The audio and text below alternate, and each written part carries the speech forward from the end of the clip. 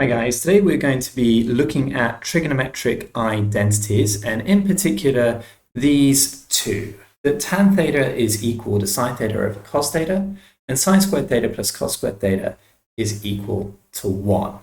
Now in this video what we're going to do is we're going to state what identities are and we're going to prove these two why they're true. Okay? And in the next video what we're going to do is we're going to use these to try to solve some trigonometric identities. Okay, so first, what is an identity? Well, an identity is a statement that is always true, okay, and is indicated by these three lines here. It kind of looks like an equal sign, but with an extra third line.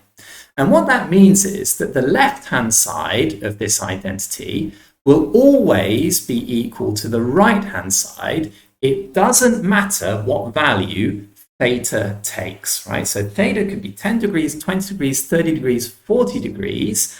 This statement here will always be true. This makes it different from an equation, right? If we've just got an equal sign, say sine theta is equal to a half, then that statement is only true for specific values of theta. For example, theta is equal to 30 degrees, or 150 degrees, and so on and so forth, right? So an identity is a statement that is always true, irrespective of the value of theta. Okay then, so let's try to prove both of these identities. It's actually simpler than you might think. Let's start with the first one. We're going to review the definition of sine and cos and tan. So sine theta we learnt before is equal to the opposite side divided by the hypotenuse. Cos theta is equal to the adjacent over the hypotenuse. And tan theta is equal to the opposite over the adjacent side. Now actually these are also examples of identities, aren't they? Because these statements are always true. It doesn't matter what value of theta we have. So those are identities.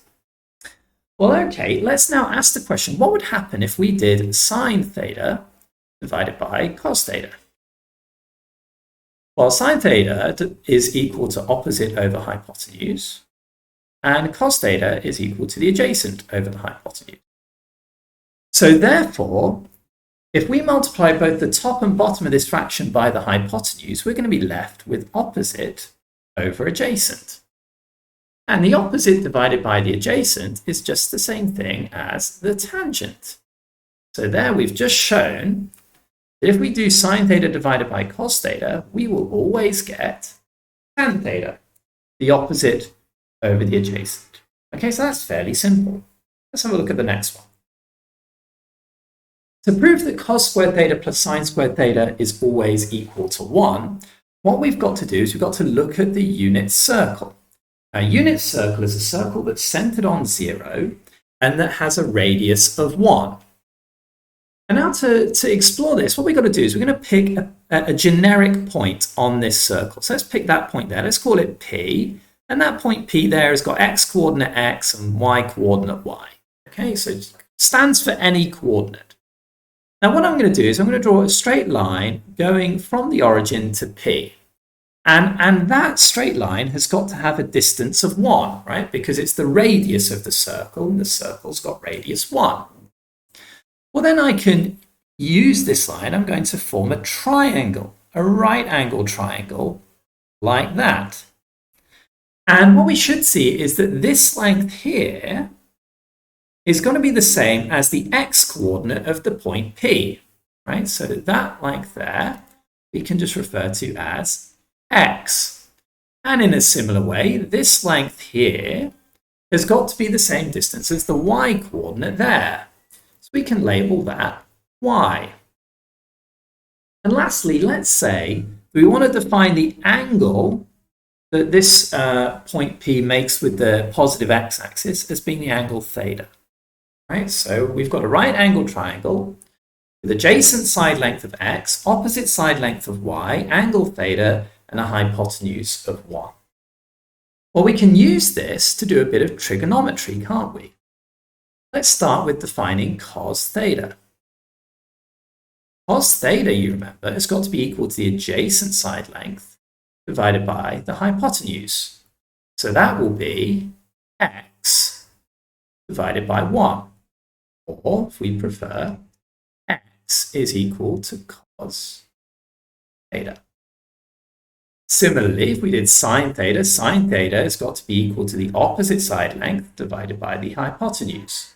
And so therefore, sine theta is equal to y divided by 1, or y is equal to sine theta. And lastly, if we've got a right angled triangle, we could actually use Pythagoras. Okay? Because Pythagoras tells us that this side length squared plus this side length squared will always be equal to that side length squared.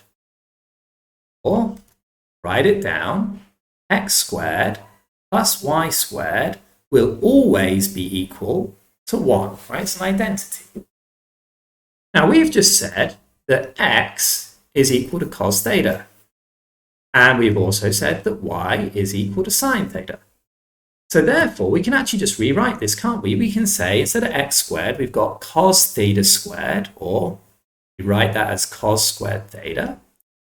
And instead of y squared, we can write sine theta squared, or we often say sine squared theta. So we've just shown now that cos squared theta plus sine squared theta is equal to 1. Okay, guys, that's it. Those are the two identities that you need to know, that tan theta is sine theta divided by cos theta, and cos squared theta plus sine squared theta is always equal to 1. In the next video, we're going to show how to use these in order to prove simple identities. Take care. I will see you next time.